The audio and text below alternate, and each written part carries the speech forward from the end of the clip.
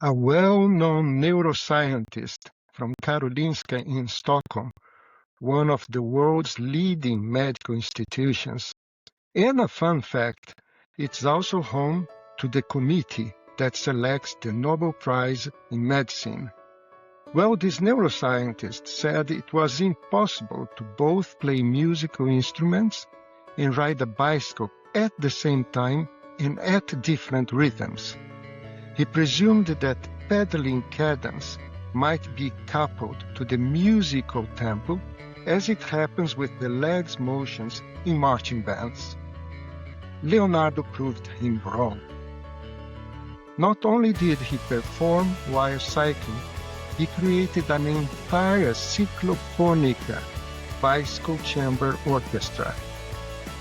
Having invented more than 200 musical instruments, Leonardo is a musician, engineer, inventor, and the list goes on.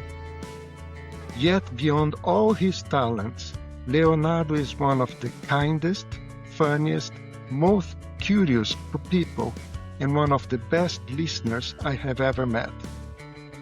I admire him deeply, so when I decided to create this summer series, he was one of the first people I reached out to. I wanted to reconnect with an old friend and learn more about the many chapters of his remarkable life. What followed was a wonderful conversation, interrupted for a few minutes by a monkey, yes, and not a small one. Just one of the many unexpected moments in this fascinating interview. Thank you, Leonardo, for sharing your life story so openly, including the Kafka-like legal process you are currently facing. We are all cheering for justice to prevail and for this story to reach the happy and fair ending it deserves. Enjoy episode 4 of the summer series. Reinventing Myself is a story of second halves, new paths, creativity, courage, and the joy of continually becoming. It was fantastic reconnecting with you, Leonardo. Viva a vida! Hello, Leonardo. Hello, Heraldo. My good friend. So My very nice good meeting friend. I think we first met at the university in 1980. So both good students, we got into the best class in the university, Federal University of Rio de Janeiro, the A class. Exactly. Yeah.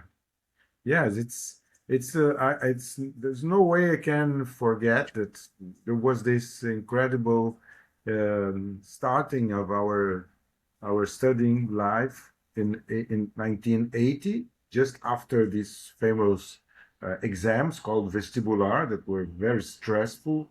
So I think when we met, we had already passed through these hard exams, which are like, I think they are already a change in our lives. And suddenly I met this group of people, mostly very sweet people, and you were one of them. Oh, thank you. And you know, Leonardo, you are the sweetest person, because when I think of somebody that is kind, happy, that spreads goodness, I think of you. And when we started the summer series, I thought if there is one person I want to interview and get to know a little bit more and reconnect, is you. Because we met at the university, and then I moved to Stockholm, but you took your PhD here at KTH, right? Yeah. And so I want to learn all about you, all these years that I missed, but also you had this theme, reinventing myself. So I'm very curious to hear that and how you play in your many house in your life. And one thing that maybe we never talked before, very little, is the little Leonardo, so I would like you to start there, wherever you want. if you want to a small baby or a little bit later, how was Leonardo? Was this guy already happy, a musician? When did you start with music? Or did you think of being an engineer and a musician? Tell me. Yeah, so actually, when we met, that in 80, we were in the threshold of our childhood to our adulthood. So it was a transitional moment, and I think it was like not far away from that point that we were children, and so to describe a little bit my childhood, that I would say a very happy childhood. There were no many great problems. Uh, I I studied basically in one school, then I moved to the other one, and then it was also a very good move. I had my friends, and I was not a popular person, as people say today, but I was pretty uh, close to my friends, and I didn't suffer um, bullying or as some of my friends did. So I think everything started okay, right? So um, I could not complain much. My parents were very supportive, and I was a little bit too much agitated.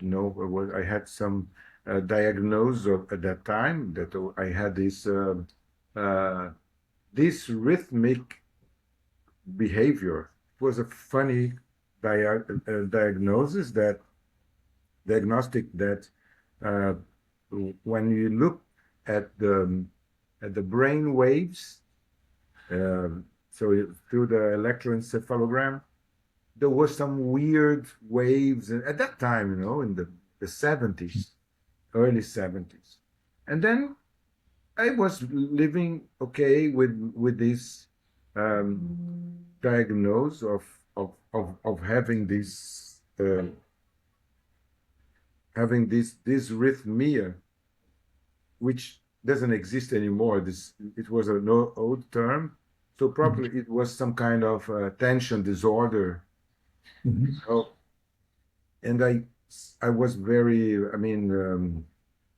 so I would disturb the classes, but doing nice things, not nice things, the funny things. I was always like a little bit a clown in some issues, and then when I got to above some limits, they would throw me out of the class, and then it was okay. It was not so systematic. Oh, it was right, not every day, but it was rather systematic. But I thought I was probably with more plans of doing other things and ideas, and I had no great difficulties with the studies, though I didn't study much at home. I used to read. I like to read and see films or TV, and so I started playing a recorder when I was like in piano when I was around 8 years old. I was not a very good student, but probably because I didn't dedicate myself to the studies. But I would say that in general way was a happy child. And funny is that many years later I met other people and said, yeah, we were all we had the same problem.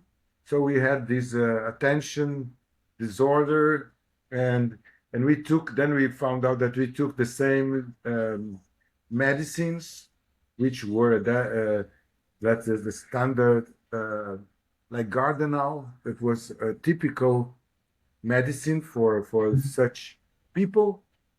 And also I realized that this Gardenal had bad effects, so it was not really helpful, and it would even increase some of the problems that I had. Problems, I mean, in this way, not in terms of suffering, but in terms of being, let's say, not much connected to all the activities, not much engaged in all required uh, tasks. And this was, I thought, was just my let's say my trademark, like, oh, okay, this guy is always thinking of different things. And I couldn't blame this too much because I think that this also helped forging my way of being. Like I've been always interested in different things. So if I'm working and or if giving classes, if some student starts talking about something completely different, I don't feel too much shocked or disturbed. To me, it's easy to change from one state to the other state. Sometimes I get a little bit tired of this, and so I think it's relaxing to talk about something very like completely different. So I'm not that systematic, and so this makes me a little bit flexible, I think, and interested in different issues, and I don't feel guilty for stopping one activity and doing other. This, of course, brings some issues that maybe we're going to talk later. But I would say that in general way, I had a very nice childhood with good friends, and a family was working very well. And so I was really loved by my parents, like my brother, and we had a good relationship. So I couldn't bring maybe in the first moment much material for, let's say, an analysis or psychoanalysis. I couldn't bring very strong um, um, facts to this. Um, and I also I was I felt that I had different skills and interests because we also lived together in about the same neighborhood, right? I lived in Flamengo. You lived close to Laranjeiras, I think. Yeah, Some Flamengo as well. Yeah, Yes, Flamengo too. Yes, in the yeah, borders of some yeah, close by. We never met before yeah. 1980, but we were living about the same in the same, let's say, neighborhood clubs. Fluminense was close to my place and also close to your Exactly. place. I was an athlete of at that time was gymnastics. Like Mhm. nowadays, it's called artistic gymnastics, but we called Olympic gymnastics, Mhm. and I was very skilled as a gymnast, or I thought I was because nobody did that. I was probably the only one who could do this, all these maneuvers, all these movements, and I felt that it was an advantage to do things that other people didn't. So it was like I realized at that time that I should pursue um, other some activities which were at the same time, let's say, original or rare. Mhm. I felt attraction by rare things. Mhm. Like I started. It was funny because when we met, I thought I probably never told you, but I liked very much heraldry. You know heraldry, so No? it's about your name. Oh, It's yeah, yes, exactly. yes. Mhm. So I was deeply interested in heraldry. So I would look for books on the these shields and the logos from families and all these titles, barons and lords and so and the graphical um, symbols. I don't know why, but I liked it. And so when people ask me, what are you interested in? I say heraldry. Wow, heraldry. I never heard about that, or I never met anyone who was interested. So I had a couple of books. I went to the library, to the to the library to look for it, and it was a way of studying some history and design and some. I don't know why I felt attracted by that. Can I And ask Fuchs, where hmm, does it come from? I mean, you're calling now from Rio de Janeiro. You were born in Rio, right? yes, Your family comes from Rio, but Fuchs is not a common name in Brazil. yeah, my family arrived in Brazil about 100 years ago. No, my father was born in Poland, and so he came from a very poor area in Poland, close to Ukraine and Belarusia. Mhm. And so he came in the 30s when he was a boy, little boy, uh, due to poverty and some prejudice against Jews. And so there was the main reason, I think, was poverty, and also the fact that they couldn't feel that they would develop their lives in a nice way at that region. And my mother also, she was born in Brazil, but her parents are, my grandfather was from Poland too, and my grandmother from they called like Romania, no, like Bessarabia. At that time it was called, and nowadays it's called Moldavia. Mhm. So but all of them were Jewish, and they found uh, very good reception in Brazil. So they loved Brazil, the way they were well received. They could establish themselves, and so it's even being in like humble families. Both of them, they were living in a nice way. And I studied first in a Jewish school for half of my first half was in a Jewish school where we learned some Yiddish and some Hebrew. So this was good to learn some.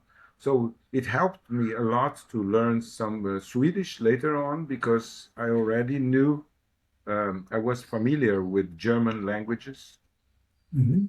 and that's why when I went to Sweden, I asked people to talk to me in Swedish because I didn't want to just rely on English, and it worked well, I think. I don't think I could talk so fluently now, but I could express myself.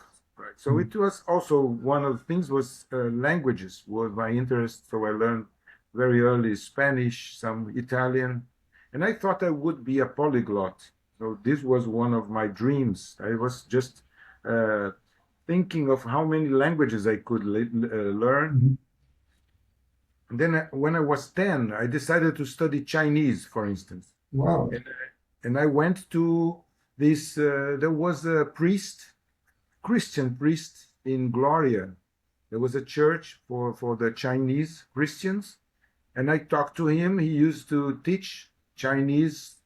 And I talked to him, say, "Oh, I'm interested." And then I had one or two lessons. And then he said, okay, you will learn first using this alphabet. This was like um, not the real, let's say, writing system, but there was an intermediate, like a facilitated system of symbols that was Mhm. almost like syllabic. And, and then I found it a little bit weird because I wanted to go straight to the Chinese thing. And he said, yes. And I asked him, how long will it take to learn Chinese? And then he said, oh, at least 10 years. Mhm. When he said 10 years, and I was 10 years old or 11, I said, no, it's amazing. No, I will be 21 when I will be speaking Chinese. I'll be very old. No? So and then say no. And then I just quit this course because say no, I don't have 10 years to learn anything. I need to things Good, which. but so nice, 10 years old and so curious to learn a language like Chinese. I mean, this is incredible. I think, Leonardo, I mean, it was interesting to hear that you have this attention disorder. I can think that in the 70s, like you said, the medicines, and so we are not really prepared, but it's very good that your, I would say, childhood was so good. And but one thing now, you mentioned that Sweden, right? So you studied mechanics in the university, right? Yes. Was that your line? Yeah. And then why Yeah. did you decide to come to Sweden, and why? Yeah. The trajectory is not so, let's say, it's not a straight line, but I would say that I started music before. So I loved music. My father too. My mother liked too. She used to play some piano when she was a child. And so we were a musically related family. But then I started really loving music more than average, going to concerts and recitals and getting to know musicians. This was before starting university. And then and there was one thing I would like to tell you is that during that year before we met, so 1979, I was going to my music school, was downtown, and suddenly I met at the street the greatest Brazilian poet and writer, I mean, mostly poet, that was Carlos Drummond de Andrade. Wow. So he was like a god, in terms of poetry. He still is. And then I met him. I saw him. I identified him because of some interviews and then I approached him, and he was so open, so friendly. I wanted to ask him things, but he asked me more things than I did to him. And he asked me what I was doing, and so I said, "No, I'm going to the music school now, and then I'm studying for the exams for being an engineer." And then he was very interested, saying, "Oh, you study then this more logical stuff like mathematics, physics for engineering, and then you also play music." And then I asked him an advice, said, "What do you think about that?" And he said, "Well, I am a pharmacist. People don't know, but from my background is not from literature. I'm not a professional, let's say, professionally trained writer or poet, and I am a pharmacist." And I think my studies as a pharmacist were very helpful and very interesting. I think it's a good profession. I didn't work with that, probably some months only, but I think you have chosen something interesting, this combination. I think so. Go ahead, do your exams. Good luck. And then actually I met him a year or 2 years later, and he recognized me, and he asked me what I was doing, and I said, "Wow!" So it's amazing, this little man, how he could think of common people, and he had this attention to people. Probably that's part of what made him this great poet. Who knows? But it was such an important stimulus for me, that I had this advice by Carlos Drummond de Andrade. So he was, I mean, he's still regarded as one of the main, say, modern Portuguese language writers, poets. He would write stories, and also I will tell you something later about my storytelling thing. I think this was also a stimulus for my storytelling style.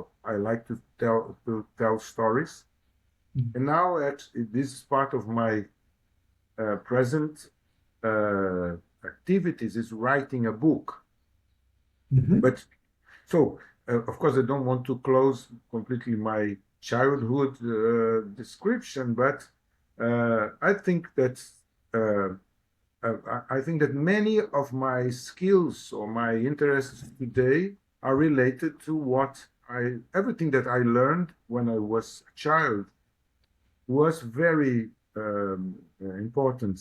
So, like, um, I was when probably I was 13, then I started to be more politically involved in like these students movements and so, and then it was the times of dictatorship. So I was a happy boy, but I knew that we were under dictatorship and very hard times, and it was not completely, let's say, out of reality. Uh, Leonardo, can I ask you, because about that age, I was very political interested as well. But then when I came home, my parents were very worried. They said, shut up. yeah, Don't talk like this. I don't know, were your parents worried yeah. about It was. your... I think this was a common pattern, Mhm. and also particularly my father was very opposed to my any of my activities when I was 13, 14.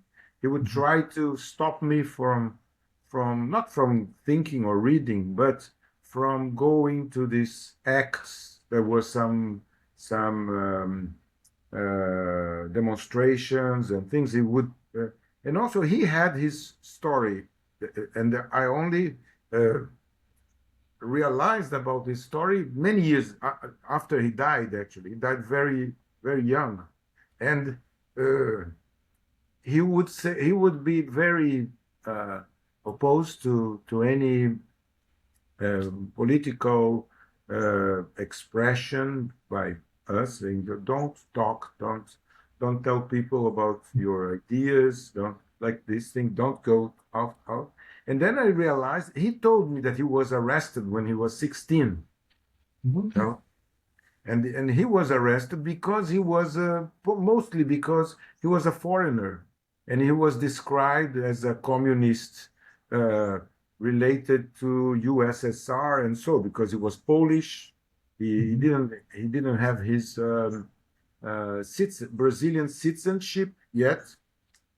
He had his I mean, he was a foreigner actually, and his father was also a foreigner.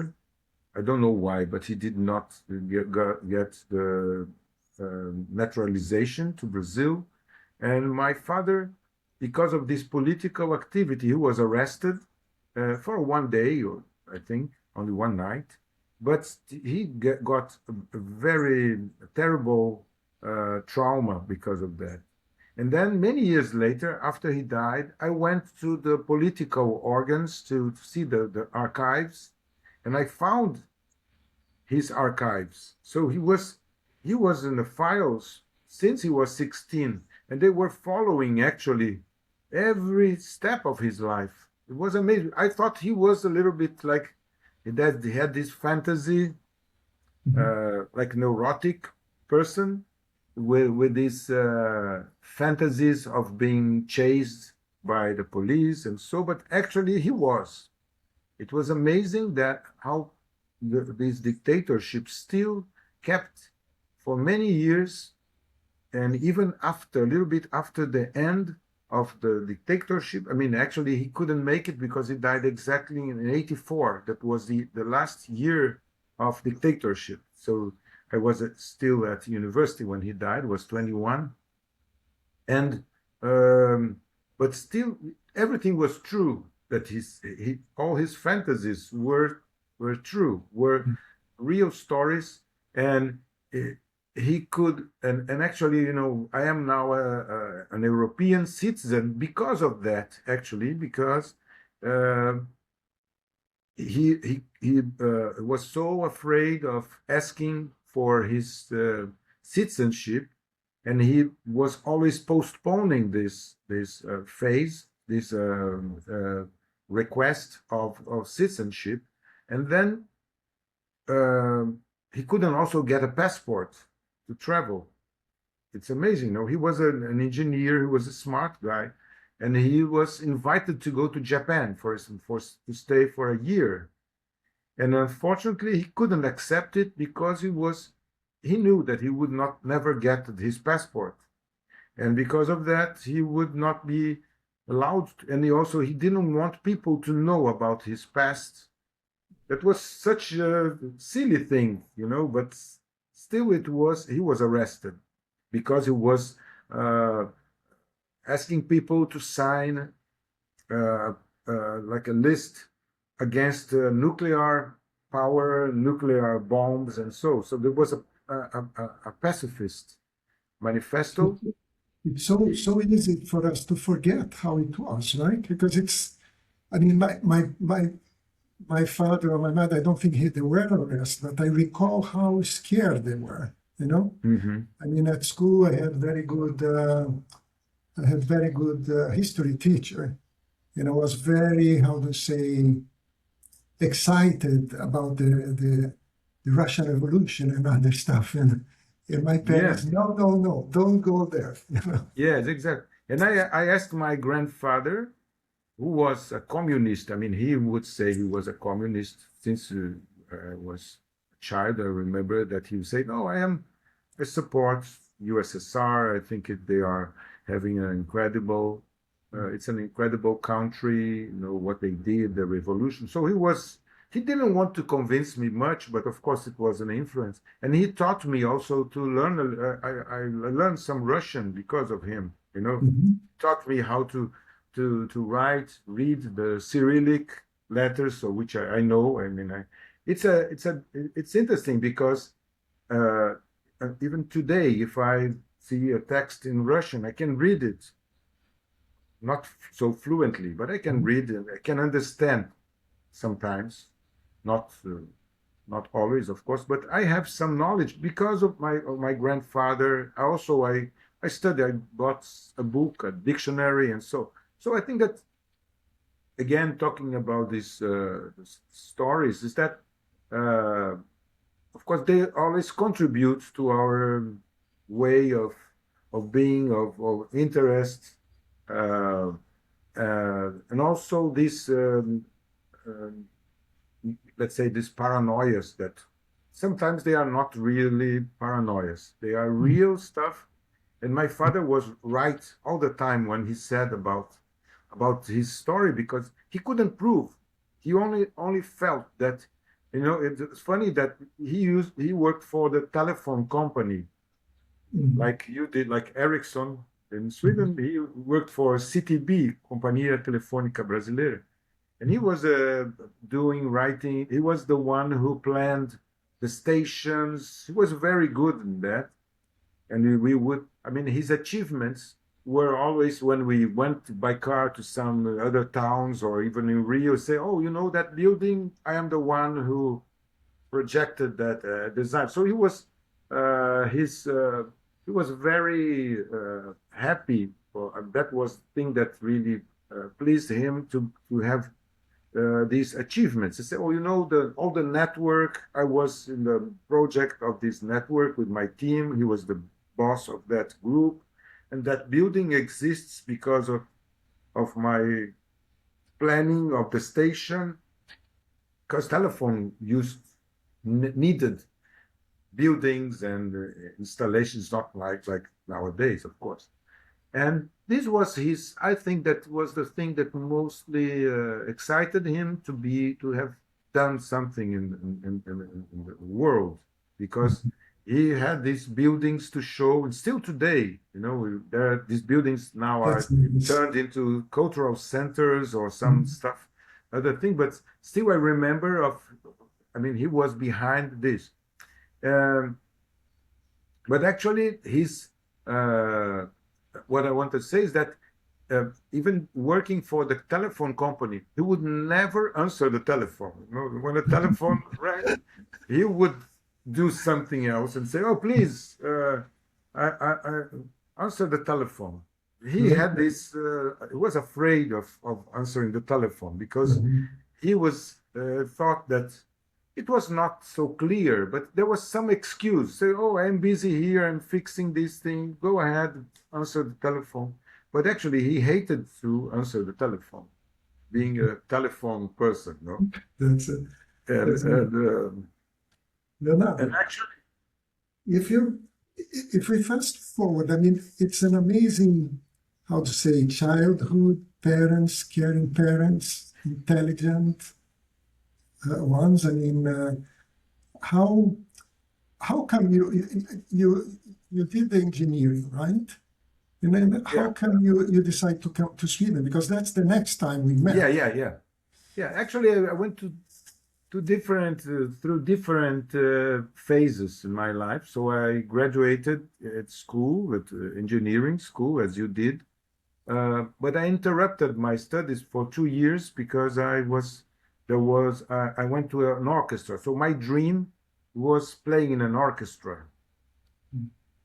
It was, of course, I would still say that I love music and I would like to play in an orchestra again. But when we see the orchestra playing, we don't really know what's going on completely. No, we don't know the every, I mean, everyday's life in an orchestra, the relationship between the musicians or the musicians and the conductor. So we don't think of this. We just think of that like a sacred moment of the concert. And this happens to me all the time. Yesterday, I went to see a film, and there was this solo by Schumann, the Second Symphony, that was the one of the most beloved solos to me. And I was like singing along, or I would say, remembering not in a let's say in a bitter way, but say, oh, I would love to play this one day again. I don't think I will play in an orchestra again, a regular orchestra at least. And so this was a dream, being a musician in an orchestra. I knew all the names of the musicians. I knew probably most of the musicians of the symphony orchestra, the national orchestra in Brazil, Sinfônica Brasileira, and Teatro Municipal, the municipal theater. So I really admired them and I followed them. There was no internet, there was no Instagram, but I followed them, in their artistic lives, and I would go to recitals or when they gave some master classes. So I was really into that. And then there was an announcement of a brand new orchestra in the south of Brazil, in Curitiba. And I was very attracted by this, and there would do be this an exam. So I studied really hard. And it was actually the year my father died was also when I got this announcement of this orchestra. And I felt that I had to do something different. Uh, of course, losing your parent like early, it changes completely your everything in your life, no? The life of my mother, and I started realizing that I should really start working, even being a student. And then the solution, let's say, was doing this exam, and I was accepted. It's like a public job, so it's stable public job. Actually, when I went there, I was told by my colleagues and reading the contract and all the documents, I understood that that was my life then. So I thought, well, my life now will be, I will stay here until I retire, because it's like 30 years I will be retired from this orchestra, and then I could do something different. So it seems that there was like an open door, and there was a track that would be very smooth and straight to this career. And actually, it went well in the beginning, but then I started feeling how it was really living in working and living in another town and working every day with music. So it was let's say the thrill was descending, that feeling, that fantasy that I had of just sitting and playing like an angel, playing a nice solo, switched to the real thing that is working in any regular job every day with the same people, with the same bosses, with the same problems. And then after 2 years, I decided to not to resign in the beginning, but to move back to Rio to end my university. I just needed one course, actually. There was just one course, like say, like poäng in Swedish, I think would say I had just 4 poängs or something like that, 4 points to finish my course. Otherwise, I would be abandoning my course, which was not completely at that time. I think, oh, I don't think I will work with that, but I will finish my. And then I asked this, I requested this to the orchestra, and they didn't give me an let's say a release from my from. I asked for 6 months of leave without earning any salary, and I would be back. And they said that they had given this permit to many people already. People were living in other countries. They couldn't give me this. And then I resigned. I went back. Leonardo, you love music. Do you regret leaving the Sorry? orchestra? Do you regret leaving the orchestra? Not really. No. No, I Okay. think was a hard decision, but I knew that it was the best decision because I thought that my 2 years of orchestra, I mean, it was a privilege to be, say, the founder of an orchestra. If you go to Curitiba, you see there is a large plate. My name is there as one of the founders of the orchestra. And they say, well, so whenever I go there to that theater, I take a picture, I take my friends to show, and make some jokes of it, and so.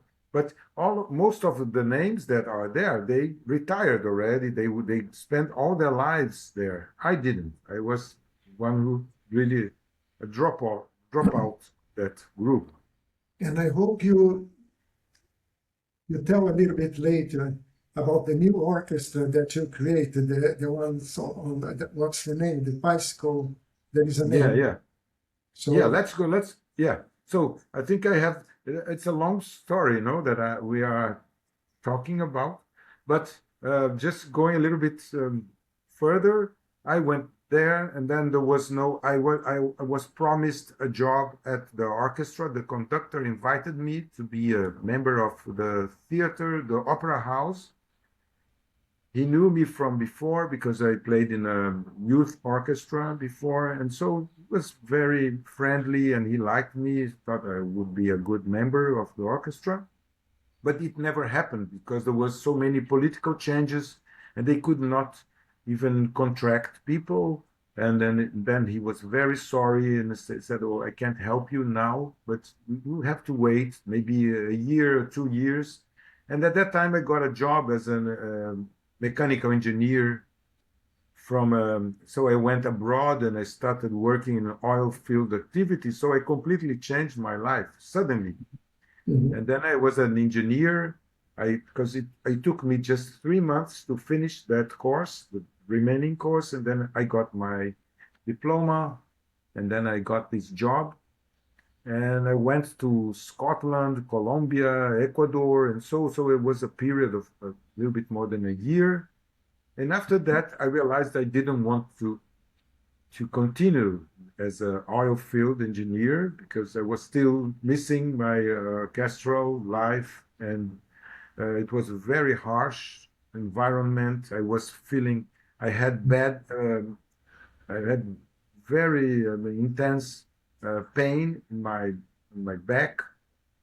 So I was suffering or working, and I couldn't have any leave of medical because there was no guarantees for. It was very crazy work. And then I realized that the conditions were not favorable, though the salary was good. I was earning more money than any of my colleagues, but I was not happy, was not healthy. And then I started an academic work. I started doing my master's. So and engaged there. And at the same time, the next year, I was hired by this opera house, but for a temporary contract. And to make the story short, is that I became, let's say, a professor, associate, or assistant professor at the university, teaching acoustics. That was a combination of music and engineering, to some extent.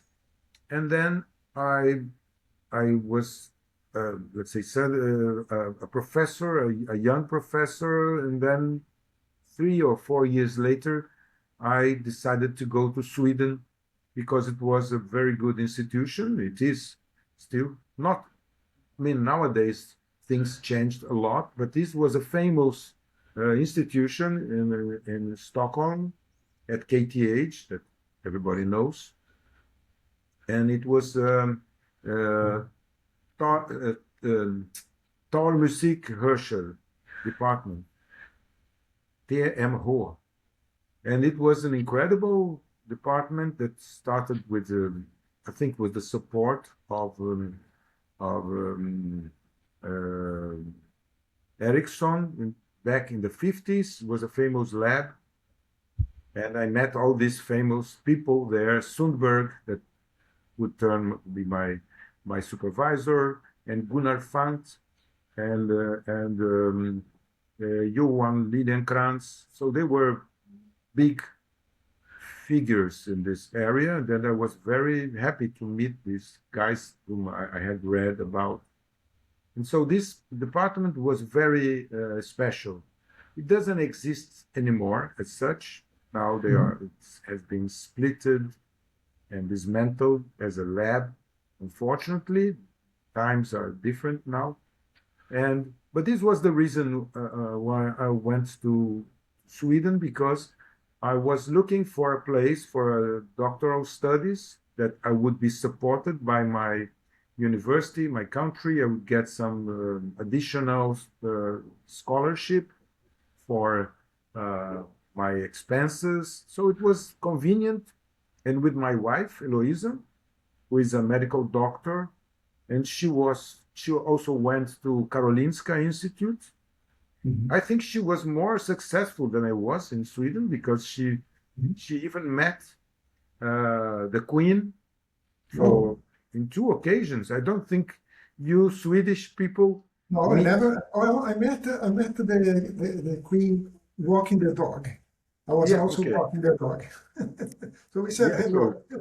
So this is already amazing, no? But she sat with, I mean, the Queen asked her team to call her, and so she sat beside her, and they spoke Portuguese for some, but I don't know, but for some time, for 15 minutes.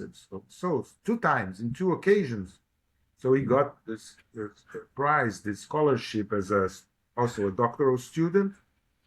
And so we both studied there in Sweden, Karolinska Institute. Louisa did, and I studied at KTH. Wow, there is a monkey. I am talking to you, and there is a monkey on the top. I don't think I can show you, but he's just walking, and it's a macaco prego, no? It's big, It's a big one. Yeah, and it's not dangerous, but they come in groups. So we are in the jungle here. Yeah, but he was staring at me just right now, and then singing. They are looking for food, actually. But anyway, so I was distracted. I'm sorry. But so Sweden was an incredible period. I stayed for 3 years only, but it was a very rich experience. And so for both of us, it's not easy, of course, because we left everything behind, even if it was like an official kind of mission, let's say. Well, I think I'll show you. Can I show you the monkey? I think no one can show. Oh, he's there. He's just. I know. So Anyway, sorry. He doesn't want to participate Participate. actively. Sorry, but he was staring at me because he's planning to come to where we are. Okay, but it was an incredible period, and I knew when I decided to go to Sweden, then I realized that you were already living there. Yeah, So we we met met quite a many few times. times. So wonderful. I'm thinking of Carlos Drummond de Andrade that was so excited that we're doing the two things, engineering and music. And in some way, you managed to connect that in a beautiful way, Yeah, right? So back to Brazil, you continue until today the academic as a professor at the music, right? As yes. Yeah, at the department. School of Music, where I Yeah. already got that position as a professor of music acoustics and voice science. So these are Nice. the two disciplines that I am responsible for. And they are pretty different areas, no, but they have some common um, points. I'm still doing research on so this maybe we could talk about that some other time, but of Yeah. course it's not exactly part, but it is somehow. I think that the period in Sweden, it was, let's say, when I started when I was 32 years, when I oh no 34 years old when I moved to Sweden. So it was in 96 until 99. So that period, that was the that when the century would be switched, at least symbolically, maybe it's okay, it's the right thing is 2001, but this there was this millennium bug and all these anticipations of changing from 99 to year 2000. So I wanted to be back in Brazil.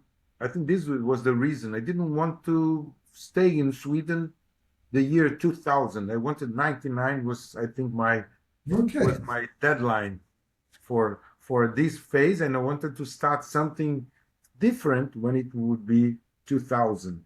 Yeah. And we lost kind of the contact a little bit after you moved. And then all of a sudden, I start seeing you on TV in Brazil with Jô Soares and other talk shows and how to say, the orchestra on bikes. Tell a little bit more on that and how did it started? Sorry, what? They start what? The orchestras on the Oh, bike. yeah, yeah. Yeah, this was actually a nice phase. I started the orchestra project started in Sweden actually. Mhm. I had this idea of having this parade of bicycles or a group, a band that would ride the bicycles and play at the same time.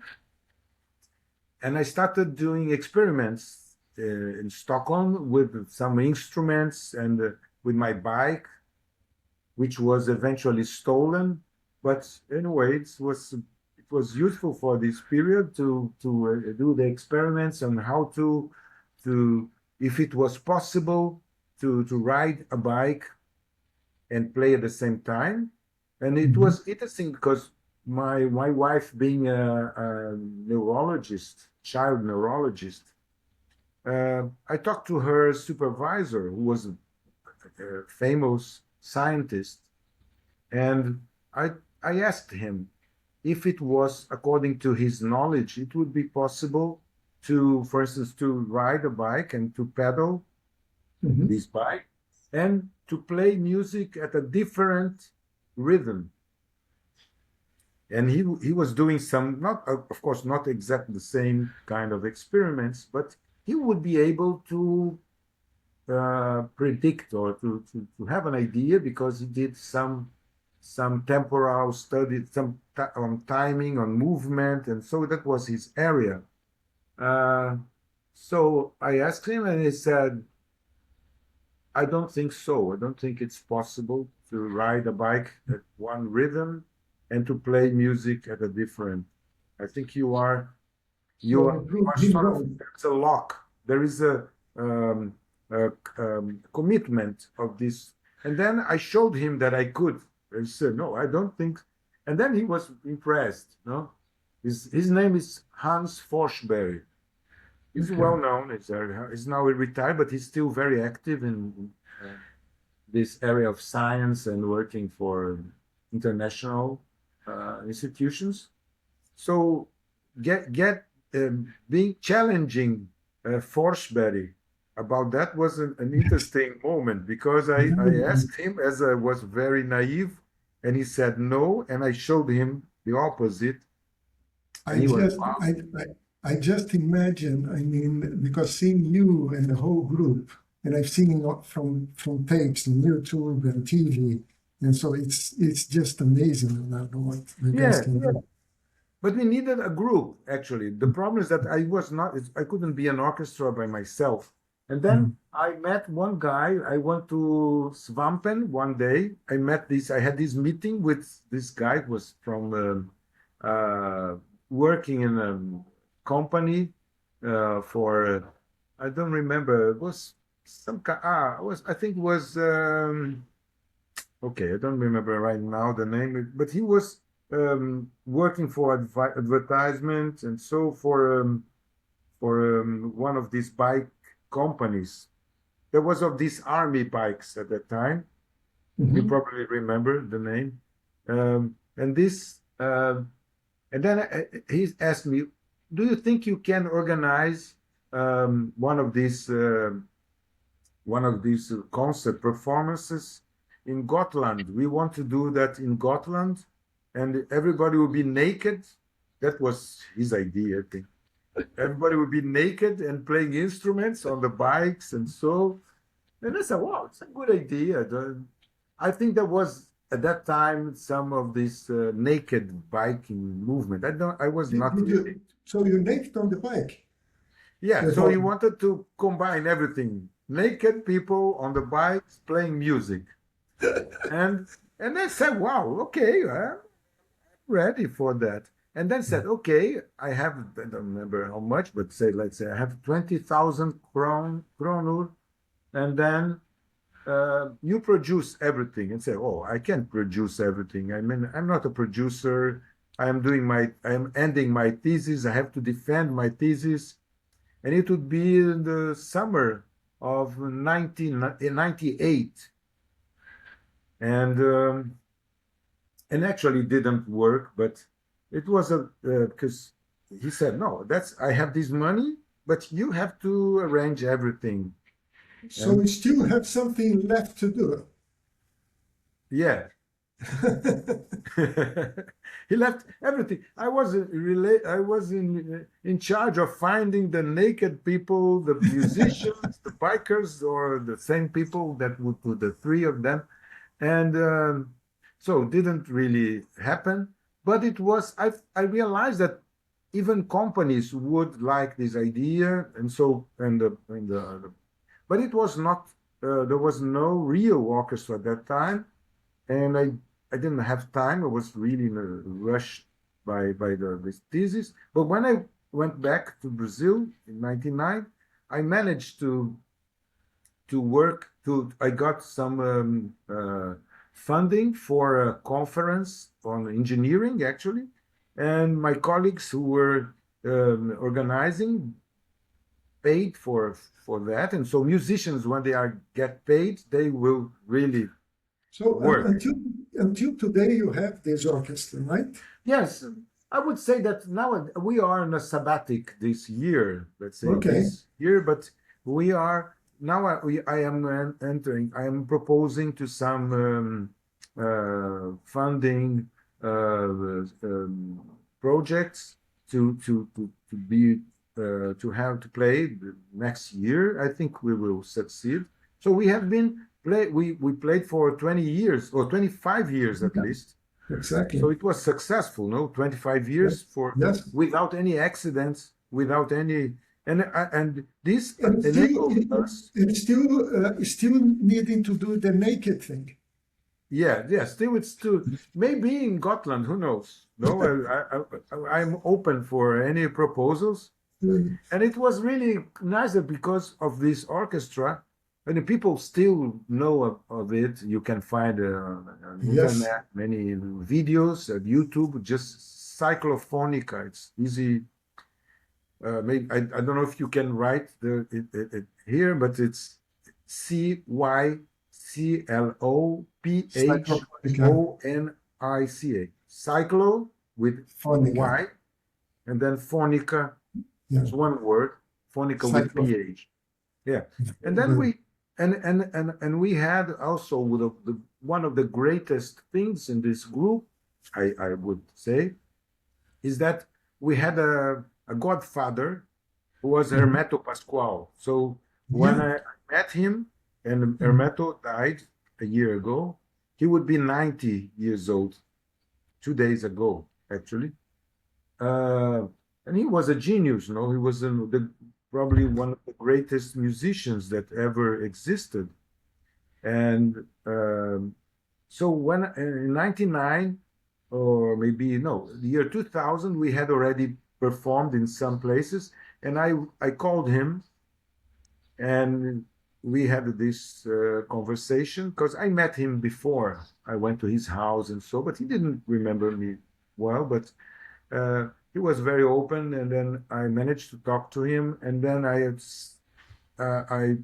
talked about this group, and he was very excited and said, "Oh, it seems that's my idea. I think this idea is mine. You stole it from me." And then he said, "It was a play. It was very funny." And he said, "Oh, wait a minute. I don't ride bikes, so probably it's not my idea." So, and he was he had very low vision. He was almost blind, not Yes. completely, but he had very low vision, and he was impaired. And then he said, "Oh, since he was a boy, and being albino," and then he was very positive, and he said, "Okay, send me a video of this. I will show to my grandson." And Mhm. then I sent him and said, "Oh, my grandson loved it. So if he loves it, I also love it too." And then we started a friendship, a partnership, and I played with him and to him many times. Mhm. And this was a very important, of course, connection.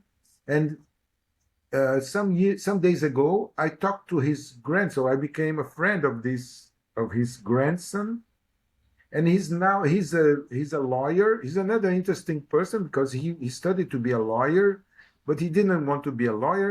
He didn't want to be a musician, and he's a fireman now. Okay. He's 30 years, I think he's 34 years old, and he's a fireman. His dream was being a fireman all his life. And then he's the grandson of this of Hermeto. He's a good accomplished percussionist, but he is a fireman. And I admire him very much. Leonardo, we could talk for hours. I'm, Yeah. I'm thinking, I'm thinking if we kind of come to Leonardo of today now, and you mentioned a book you're writing, if I understood, and also I would like to wrap up in terms of how does reinventing myself fits Yeah. in? Because listen to your life story, you're reinventing yourself many, many, many times, right? I mean, who Hmm. can say I'm an engineer, but I was also part and founded an orchestra, and not only one with the bike, you know? I mean, it's such a rich life. So you have been reinventing yourself so many times. But tell me now a little bit of Leonardo of today. We're about the same age. I've just retired. I'm living my best period of my life, I feel. Uh, how are you doing and how are you going to retire? I mean, from other interviews, when people do things that they are passionate about, like in your case, I have Mhm. been seeing that people never retire because it Yeah. is a passion, right? But also, if I can connect to one more question to you, I'm not going to ask about the summer because it's winter in Rio now, right? So we are having summer here, but you're having very good weather there as well. But But about time, I mean, Mhm. as we're getting older now, time is so precious. So how do you look? What is a perfect day for you? Yeah, I think it's what I'm learning now is that it can be very positive, and particularly in my case, that I have been changing my patterns many times. I think that now again it's necessary to change. I have to get out of my old skin and go to another uh, period. And also it's convenient because I think I can be. I have to find my working card. If I find this, is I can retire tomorrow, I think, but I can't find this paper. And this is funny because Brazil is a very bureaucratic country, so they don't have all the information in their system. So What you're saying, sorry, because this maybe isn't clear for other people that are not from Brazil. They can find your working, uh, yes, the blue this one. little bit car, yes, this little bit notebook, no, Yeah, this no, I know. carteira de trabalho, yes, Yeah, just I to never worked for explain. in Brazil, but I have one. Yeah, yes, I can't find. It's a funny thing because if I found it, I could just show that I have enough time of work, something that the system doesn't know, but they will check Okay. eventually, and I can retire today. But because of that, this funny thing, I can't retire now, but I can retire maybe in 2 years. Um, because I had these previous periods of working in an orchestra and so, and also an engineer. And so, if I put together with my academic records, I can retire. So, I'm living this funny period of transition. And I think that I can see many of my friends, many colleagues at university, they refuse to retire. They don't want. They think that they will fall from one status to not because of money, because in Brazil we get about the same salary for federal workers. We get Mhm. about the same salary, which is not so attractive in the beginning, but in the end you say, oh, okay, I will retire with the same earnings. Um, and also, there is one more factor that and this is related to the book I am writing, is that I am I am subjected to a lawsuit here in Brazil. That's like a Kafkanian, Kafkaesque, I think is the right word, uh, lawsuit by someone, by one guy who did plagiarism. He plagiarized a book, and I was in charge of making writing a review about his book. That's my area, and I had to denounce him to the let's say to some authorities, so to some wrong authorities. Please, when you want to denounce something, check if you are denouncing to the right authority.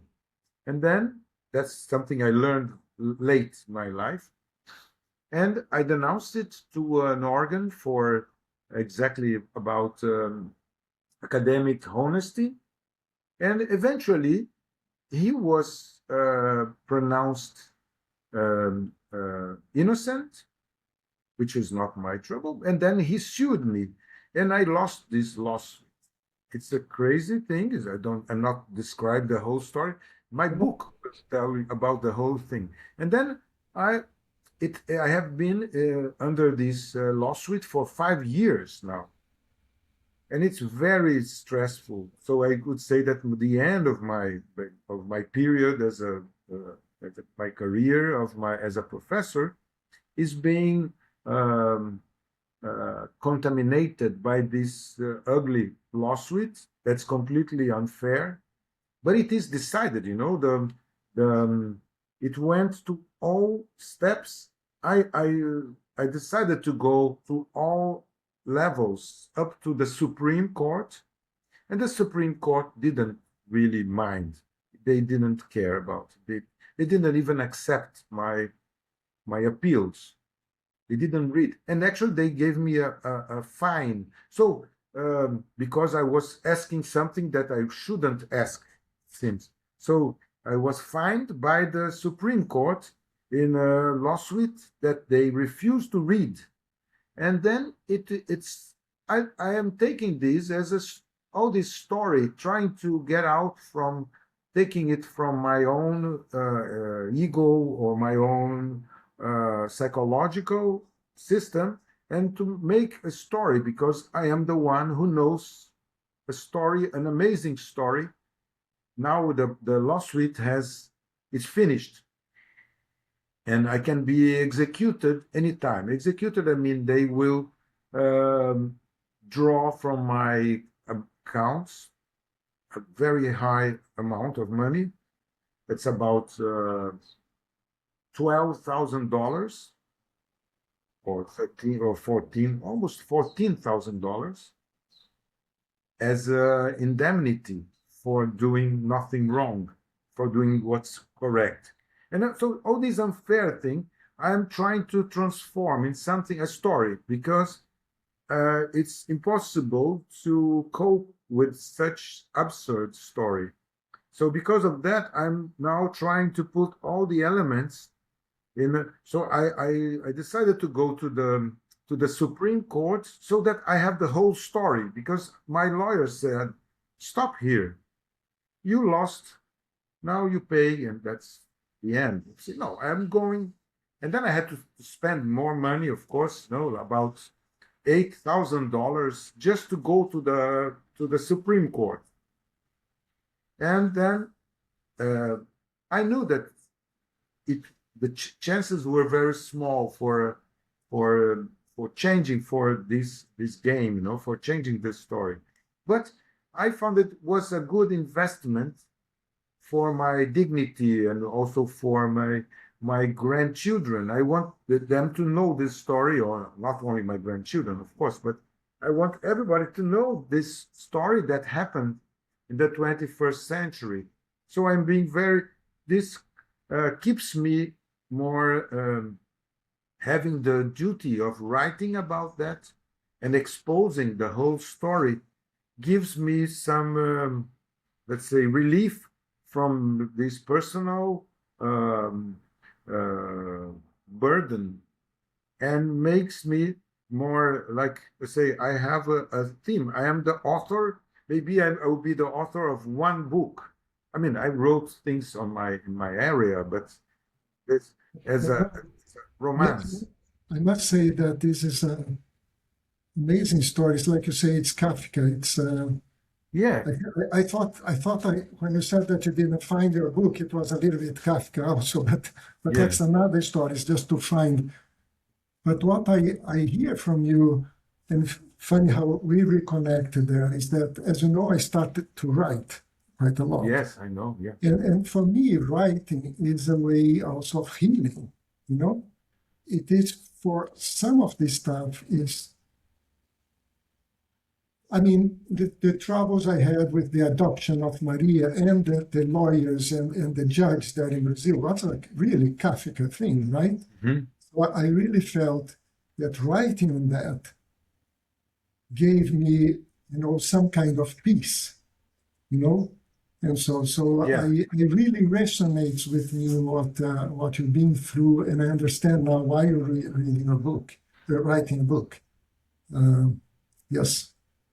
Yes, I think that writing or expressing yourself artistically or documenting this in some way is part of. I was taking medicine every day for my anxiety, and I was getting dependent on that medicine actually because when I didn't take that one, I would be very angry, very obsessed about this story. But now I completely changed my let's say my point of view. Now I am observing this lawsuit as if from the perspective of a storyteller. Yeah. And this changed me not only, okay, say, oh, okay, intending to make a Netflix book or a film, a series, and maybe it can be a documentary or can be a film or can be just a book. But the most important thing is that I feel that is that if we compare to other, I mean, of course, we think of Kafka all the time, no? Because Kafka became like a symbol of some, and he was a lawyer himself, no? Franz Kafka was a lawyer doing very boring work. So I read again his book, no, the process, let's say the trial. Oh, in English it's the trial, in Portuguese the process. The original in German also is process, and it's I even learned, I translated one of the chapters from German into Portuguese because I didn't want to have copyright problems with the translator into Portuguese, so I made my own translation and of one chapter, that's the central chapter of his book. But I realized that my story is, I don't want to compete with Kafka, but my story shows, like I said, about the bicycle that you can bike and play. And so what we can demonstrate is that in the Kafkan history, he doesn't know what he's being sued for, doesn't know the judges, doesn't know, he cannot follow the steps of his lawsuit. And he thinks that he is lost because of this, because he has no information about anything. And that's why he has no control of his life and about this lawsuit. But what I can see from my experience is that I can have access anytime. I can see where the lawsuit is. I could see the names of every judge, of everybody who wrote any statement. I could read the whole, I have a copy of the whole lawsuit that's now 1,300 pages. And still, I can change this story. So Kafka, probably the main thing in Kafka's story is that because he's unaware of what's going on, he cannot do anything. But my understanding now is that even if he knew, let's say that the lawsuit was here in Brazil, a similar thing, he wouldn't change much. So the main, it's not improving anything against the trial by Kafka, but saying that there's not only one explanation for things. It's not, you cannot be simplistic and say that this is because he couldn't follow the lawsuit that he lost, or that he killed himself, or that he died anyway. And so this is also, going back to music, is also something that I had singing lessons for some time, and my teacher was an incredible singer and teacher.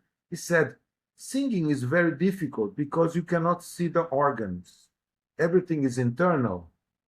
And then this makes singing very difficult. And then I asked her, say, but let's see the violin. You can see everything about you can see the violin, you can see the bow, you can see every movement. If I get a film, a video from a great violinist, but still I can see everything, but I cannot imitate. So the fact that I am seeing what's inside doesn't really teach me how to make it, not necessarily. Can be some additional information. But so this has been a lesson to me from life, that it's not everything that you need. The fact that you see what's going on is not a solution by itself. We have still to fight. We have still to do so many.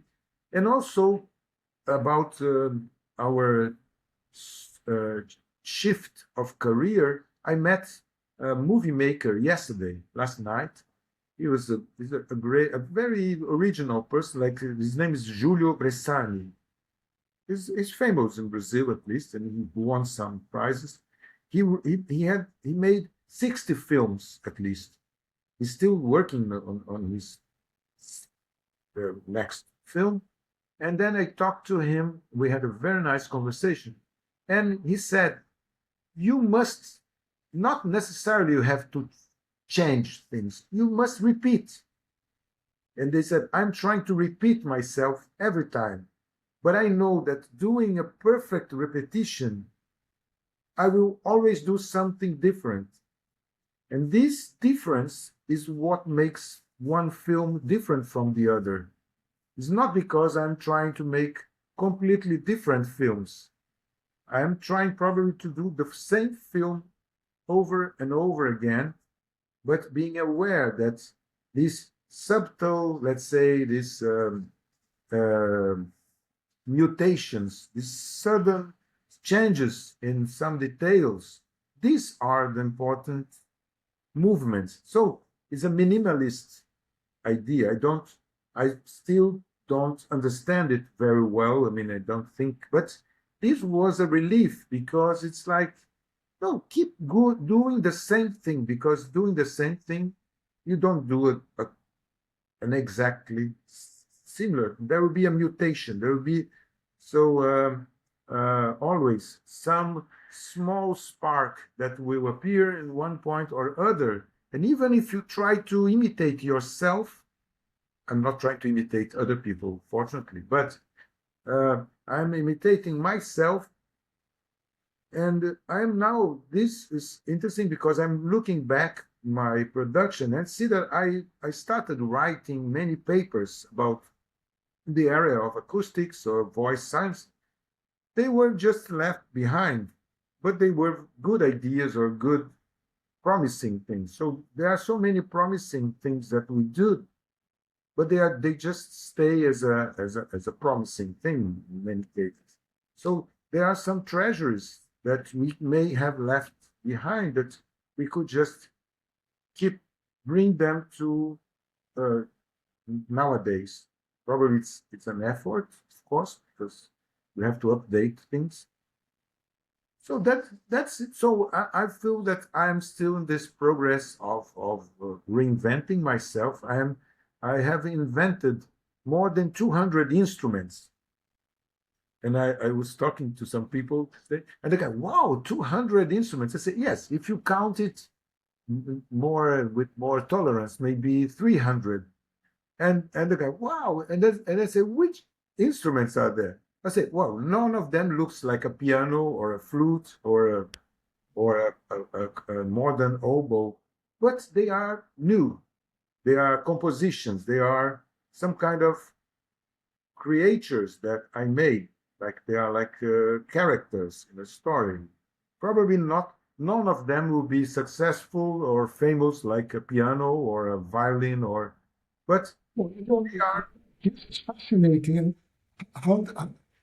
how does it work? Do you patent then a new instrument, or how does it work? No, I haven't patented a single instrument because I met one of our former colleagues at university who works with patents.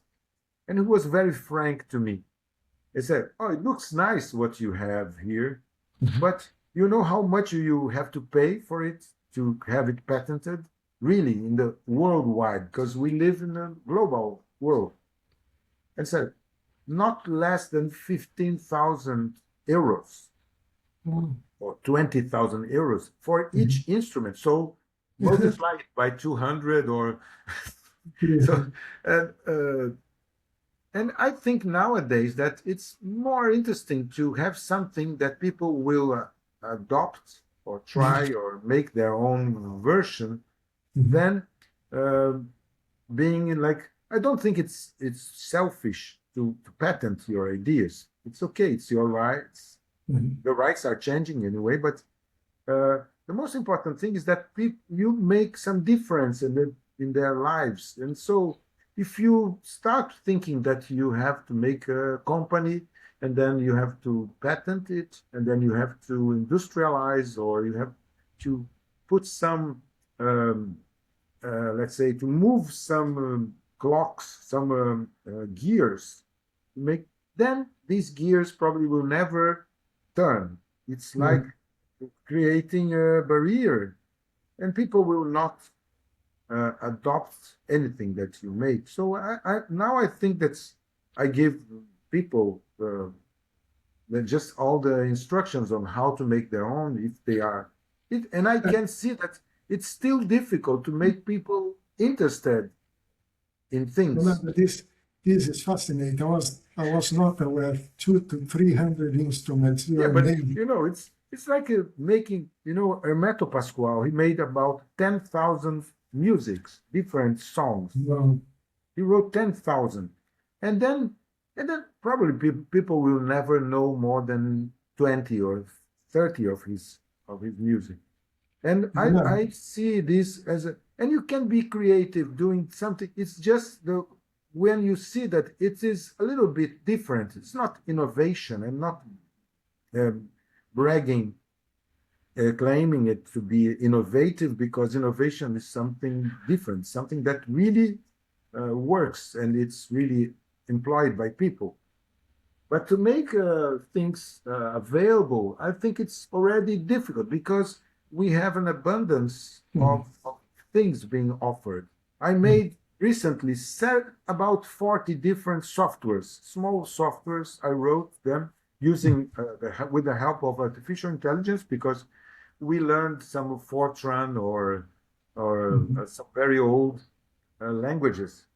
I'm not really updated in writing code, but I wrote all these, let's say, 40 different softwares, small softwares that do something that I think I needed or I wanted to make. And it's difficult. I send it people, they say, try this on. And one say, oh, I tried one, and this is nice. The other, I had problems. The third, I still will see. So we are offered so many resources nowadays that people don't have time even to run, just to press one button and run a software. So that's why I think that an instrument engages people, because we get them and say, okay. And then just to finish, I was sitting just behind this one of the instruments I created. So this is one example. Okay, I was wondering what it is. Yeah. Yeah. Actually, this is a quadrangular instrument, like when you know the triangle. Yeah. It's a typical instrument. Your family comes from the northeast of Brazil, and you know the triangle, like no. And then the idea is that I wanted to make a network out of a triangle, but a triangle doesn't make a network, because you have to hang it here, and then you just have one free, let's say, kink here, no? And then you cannot hold it there or there because you disturb the vibrations. So if we have a triangular structure, it will never increase. So I needed at least two free places to hang my other instruments. So I made a quadrangular triangle, like is a triangle of four. So of course each instrument, and then say, what are you doing with that? I don't know. It's just something that occurred to me.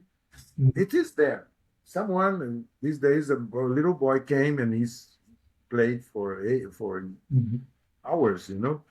And then I think I can put with this structure, I can make huge instruments, and so it's not up to me to make it. Someone may just take this idea and make it work. So I think it's more practical, more, let's say, realistic to have someone interested in making it. I prefer him to give the credits at least. Oh, I was inspired. I used to do that. I was inspired with something and then I made that.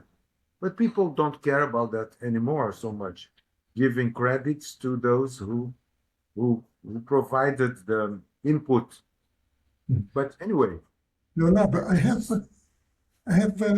two final questions. I mean, the first one, when is the book going to be available? well, the book is actually, I have already written, I think it was 14 chapters. I think it needs to be reviewed, like revised and so, but I'm planning to have a soft version, let's say soft opening of the book, which I can just assemble it anytime and then have it available. But I need to improve it and so maybe I will have this. I can send it to you for you to have an idea. I like the idea of this lawsuit has been splitted into different aspects. Yes. I like this idea. Whenever I write one of these chapters, I put the issue of, I always talk about the lawsuit, the Kafka's trial. I put also usually the character of then Don Quixote, the Don Quixote by Yeah. Cervantes, that I think is another character that has a dialogue with. I feel sometimes like Don Quixote in this story, and I put the real facts, and also talking about let's say the background of or the legal or the so I try to write every chapter using I would love to read it. some guidelines to make them a little bit more homogeneous. But the answer is that the book, and the name of the book is The Whistleblower. Yeah. And then it has also the whistleblower, and then talking about the trial 101 years after. So it's 101 years after the release of the trial by Kafka. Last year I thought 100 years. Now it's 101. It's another number, maybe 102. But Leonardo, I look forward to reading it. yes, please. I will have it. I will send it to you, and also to your readers. Maybe we can make it available for some suggestions and so. But yeah, the important thing is that it has already been written in some way, internally speaking. It has been already expressed. Now I want people, if they want to read, but it's another problem. No, that how can you make people read your right? People don't even run my software that is just pressing one button. Why? I don't know. One final question. Before we close, anything that we forgot that you would like to leave us with? Well, I think we forgot almost everything. No, it's like we're in the middle of the ocean, no, talking about the water. So I think it's anyway. I'm not so. I used to be very optimistic. Then I became very pessimistic when this lawsuit started, because I thought I would retire in very good style, everything would be very charming and so. And then makes everything very ugly. But now I think that there is a way of being at the same time rather positive, optimistic, pessimistic, and realistic at the same time. That's my intention, not to be, because if you are too much optimistic, you are really leaving apart so many aspects that are even funny, or sometimes funny, or ridiculous, or absurd. And this in my story, it proves that absurdity is reality. Reality is made of absurd things. We should not try to filter the absurd. No, so there are many, like Jorge Luis Borges, which was an incredible a writer, Argentinian writer, who was he wrote about absurd almost all the time. So I'm trying to not to follow him, but I feel comfortable having absurd um, writers because it's life is some it has so many absurd things. The difference is how to face them. If you face them from inside, then you may explode. You may just suffer, or you try to bring. I mean, I have good sense of humor, and I lost it for some time or many occasions. But now I'm trying to put my sense of humor again Yes. in every. So I try to make every chapter with some sense of humor, with some not uh, like a poisoning people, or trying to make a vendetta, like a revenge, but just showing they are absurd as so many other absurds. But each absurd may be or must be described how it is, and not just put into a bag mixed with so many other absurd things. Oh, this everything is absurd. No, I think these different absurds, they deserve their proper description and their proper um, stories, because I'm collecting. It's like I got as a present from this lawsuit, and we have in this way we have to try to be positive, trying to learn from even from bad experiences. That uh, uh, I get it's like a succession of absurd, because if you start with a lie, and this is a perfect lie, when someone uh, plagiarizes, it's this person is starting with a lie, a big lie. There is no way you can stop this lie, or you cannot save this story, unless you create another lie, or another lie, or another trying to hide this lie. But this is impossible, because it's like this network of instruments that you then get to infinity, because there will be always two or more lies to cover one lie. And then it's like a multiplication of them. And then that's what my story is. I found in the loss with 36 big contradictions so far, lies in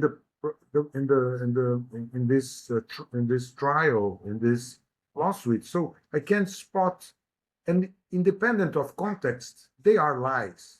Doesn't matter if they are lies for protecting someone, or so it's they And are. now, Yeah. knowing you, and of course, how difficult this situation must have been, especially so many years.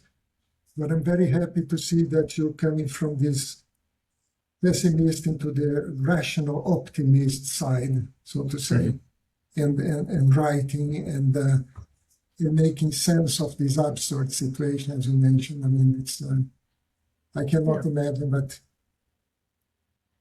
wow, finally, huh? Yeah, so it was great. Reconnecting. And I'm watching you, and you look great, and you have this landscape with a robot behind. So Oh, it's cutting the grass. Yes. yeah, so I'm very happy to be here with this in this group of 9 people, I think, Yes, or including you, 9 people, or 10 people 9 songs. altogether.